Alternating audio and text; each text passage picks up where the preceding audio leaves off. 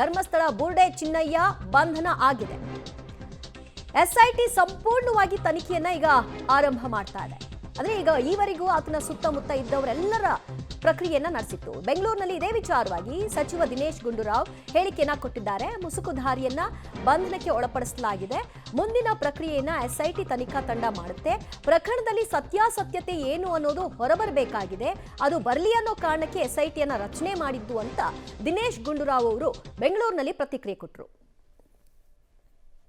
SIT ಅವರು ಎಲ್ಲ ಅಂಶಗಳನ್ನು ಕೂಡ ತನಿಖೆ ಮಾಡ್ತಾರೆ ಮತ್ತು ಅದನ್ನು ಯಾವುದೇ ರೀತಿಯ ರಾಜಕೀಯ ಒತ್ತಡ ಅಥವಾ ಬೇರೆ ಅದರಲ್ಲಿ ಯಾವುದೂ ಕೂಡ ಅದರಲ್ಲೇ ಪ್ರಭಾವ ಬೀರುವಂಥದ್ದು ಸಾಧ್ಯನೇ ಇಲ್ಲ.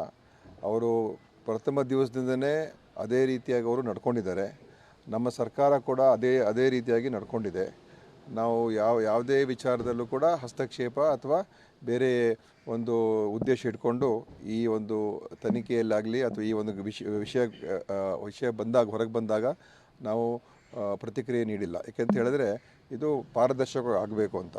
ಆದ್ದರಿಂದ ಇವತ್ತು ಏನೇನೋ ಕಾನೂನಾತ್ಮಕವಾದಂಥ ಕ್ರಮಗಳನ್ನು ಮಾಡಬೇಕು ಅದು SIT ಮಾಡ್ತಾ ಇದ್ದಾರೆ. ಅದಕ್ಕೆ ನಾವು ಅದು ಸರಿ ತಪ್ಪು ಅಂತ ಹೇಳೋಂಗಿಲ್ಲ. ಅದು ಕಾನೂನು ಪ್ರಕಾರ ಏನು ಮಾಡಬೇಕು ಅದು ಮಾಡ್ತಾರೆ ಅವರು. ಅದರಲ್ಲಿ ಯಾರೂ ಕೂಡ ಮಧ್ಯ ಬಂದು ಅದರಲ್ಲಿ ಅಡಚಣೆ ಅಥವಾ ಇಂಟರ್ಫಿಯರ್ ಮಾಡೋಂಗಿಲ್ಲ. ಇದೇನು ಹೇಳಬೇಕಾಗಿಲ್ಲ.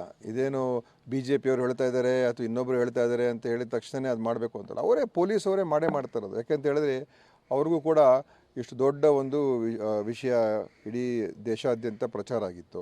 ಎಲ್ಲ ಮಾಧ್ಯಮದಲ್ಲಿ, TV ಚಾನೆಲ್ಗಳಲ್ಲಿ ಎಲ್ಲ ಕಡೆ ಚರ್ಚೆಗೂ ಕೂಡ ಇದು ಅವಕಾಶ ಮಾಡಿಕೊಟ್ಟಿತ್ತು. ಮತ್ತು ಏನೋ ಒಂದು ಭಯಾನಕವಾದಂಥ ಒಂದು ಅಲ್ಲಿ ಕೃತ್ಯಗಳು ನಡೆದಿದೆ ಅಂತ ಬಿಂಬಿಸಿದರು.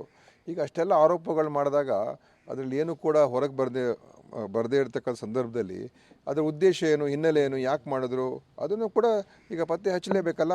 ಈಗ ಅನಾಮಿಕ ಅಂತ ಹೇಳ್ಕೊಂಡು ಅದು ಎಷ್ಟು ದಿವಸದಿಂದ ಅನಾಮಿಕ ಆಗಿರೋಕ್ಕಾಗ್ತದೆ ಅಲ್ವಾ?